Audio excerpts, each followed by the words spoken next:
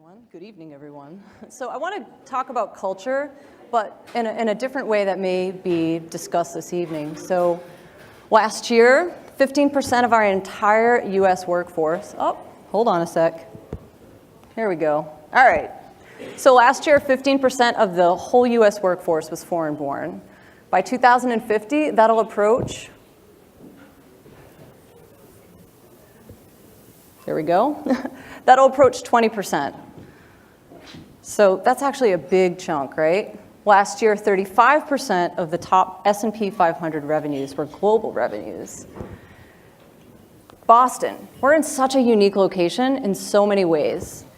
So we have 250,000 students that go through our colleges and our universities every single year. That's like a third of the population. Just for some perspective, 25% of those students are multinational, and that's increasing year over year. Last year, Massachusetts arranged for 20,000 H-1Bs for STEM jobs. So just for perspective, the whole entire cap for the whole country, that was about 10% of that.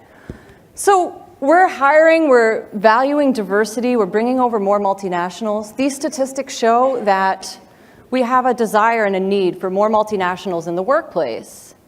Massachusetts is clever, right? We like to go above and beyond. So we're going beyond the limitations of the H-1B. And maybe some of you have heard of the Global Entrepreneur in Residence program. It's basically another opportunity that Massachusetts allows for multinationals to come here and work. So we're hiring, we're bringing over multinationals, and it's incredible. The diversity in thinking and action, it adds so much richness to our organizations. But for the multinational, the onus is really on them to develop quickly as leaders. There's an added component for them in terms of really getting quickly up to speed on culture. So as our workforce becomes more diverse, how can we better prepare? What types of ways can we start to think about meeting these challenges? I want to focus on what it takes to develop multinationals in a way that goes beyond skills and knowledge. And what I'm talking about, and this is a mouthful, so pay really close attention, is culturally competent early intervention by the employer community. So there's 3 reasons that anyone would leave a job. It's lack of career development, lack of career advancement, lack of engagement. And so far, we've done a really amazing job in terms of providing skills, on-the-job training for multinationals, maybe a language skills approach, cultural awareness training. But take, for example, bringing over a Chinese employee here to the US, and we want to get them quickly up to speed on the culture, how to behave as a leader, what are the great communication skills, the ways to interact successfully in the business. 10 years ago, I lived and worked in Japan as a communications instructor. Culturally, I was astute. I felt comfortable in the culture. Communication-wise, language skills, I felt reasonable. But it was as if I had reached an impasse in whether I could go deeper in relationships or how I could be successful in my interactions. And I had a colleague, Masuhiro, one day, sweet, sweet man, just come up to me and say, "Nadia, you kind of sound like a man. You really need to raise your intonation." Like a Japanese elevator woman, "Hey, sonanda!" Okay, that was really uncomfortable, right? Very, very uncomfortable, and at first, it really was. That was kind of an exaggeration, but really raising my intonation and pitch in Japan with certain audiences and in certain contexts was extremely effective. And so a small change, but a great boast. It was super effective. So let's flip the storyboard a little bit. Maybe you'd be more familiar with the story of Yukiko. She's an amazing portfolio manager at a Boston financial services organization. She's working her butt off. But she's thinking, how do I connect with the boss? He's always talking about his golf swing. What's worse, she's at meetings. She can't get her ideas in. And she's being eclipsed by those more junior level to her. So that's super challenging. So thankfully, she had an amazing boss, Martha. Martha had significant global experience.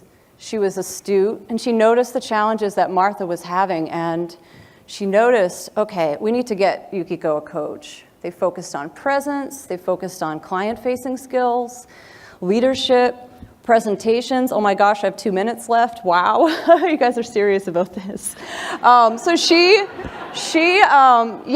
and it's so great, so noticeable were her improvements that she was actually promoted within the year. So what I want to suggest is, both with my experience in Japan and with Yukiko's experience here in Boston, it illustrates the need for early intervention when it comes to cultural competence.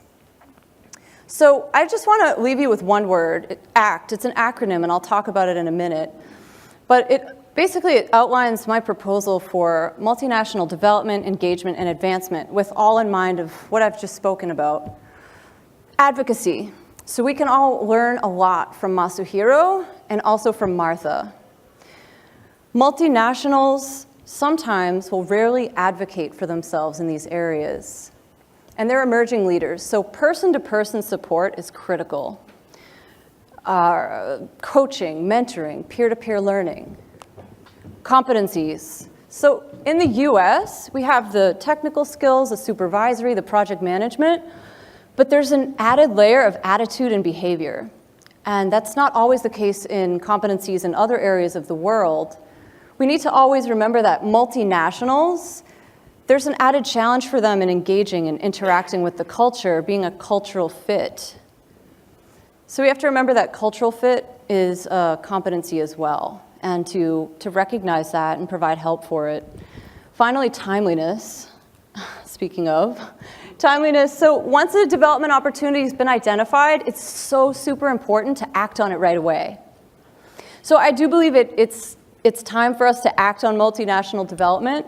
More and more companies are looking at global recruiting for talent shortage reasons. And how we go about developing multinationals needs to really keep in step with the demands of their roles. If it weren't for Masahiro, I wouldn't have been interactive and more successful in Japan, and ultimately actually ended up staying on a year longer. I believe that we can be more competitive and inclusive as employers for the future through these approaches. Thank you.